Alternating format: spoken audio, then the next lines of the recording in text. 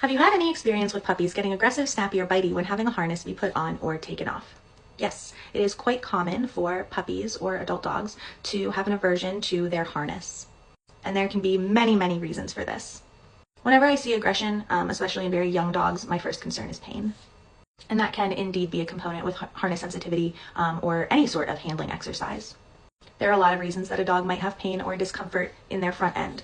And so, your dog could have issues with their back end, but they're overcompensating with the front part of their body. Small dogs look up at us a lot, so they might carry a lot of tension in their neck. If a dog has chronic ear infections, they may really be averse to handling around their head as a harness goes over. And the handling itself can actually be a concern. So the human element of things, sometimes when we're putting on harnesses, we're over-handling the dog, we're leaning over them. For some styles of harnesses, we're putting it on over their head. For others, we may be like picking up their legs. And so some dogs associate that handling with the harness and create an aversion to the harness itself. Some dogs may dislike the sound of the clips coming together, could be very triggering for them. Sometimes it's also the fit of the harness itself, and so it is certainly worth trying out different harnesses with different fits, different material. You want to make sure that you're using a harness that doesn't change your dog's gait, so you don't want like an H-shaped harness where it's changing the rotation of their shoulders as they move. A Y-shaped harness usually prevents that.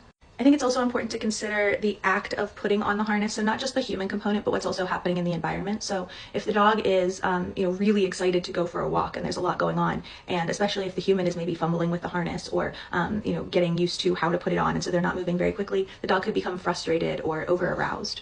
Certainly negative experiences can impact a dog's association with the harness. So things like if you have a longer hair dog getting clipped in the clips, getting their hair caught there, or getting their skin pinched with the harness. In some cases, like with the hair, you might not even know that you've pinched the dog or that someone else in the past pinched the dog with a harness, but now they say, this was painful, this is an aversive experience. Adolescent dogs are going through growing pains, growth spurts. So sometimes you can have a puppy where they were comfortable with the harness, but now you're starting to see that they're not, that they're a little bit more sensitive to how they're being handled. Some dogs have also just never had that experience. And if you haven't had that experience as a younger dog, haven't had a lot of practice being handled and touched around the body, sort of acclimating to that sensory input, then for some dogs, it's just completely foreign to them. And so they have a bit of a panic. It also just may be the material itself, the texture itself, or how they're experiencing it from a sensory perspective, especially if your dog has like allergies or other skin issues that may feel very irritating to them. So as you can see, there can really be a number of factors that go into a dog's comfort level with their harness. I actually kind of think it's a miracle that so many dogs are just comfortable right away when you really step back and think about it. The important thing to do is first management. We don't want that negative association to increase, and so we want to use something else for the time being, or we want to switch activities for the time being, or we want to, depending on how averse the dog is, maybe we can like feed them cheese and really high value treats through putting it on, but we want to prevent the association, the negative association from getting worse. Then we want to find out what the problem is. Obviously, if it's pain, we want to address pain, and then of course we can work on some like harness games, some counter conditioning and desensitization, and see what works right for that pet.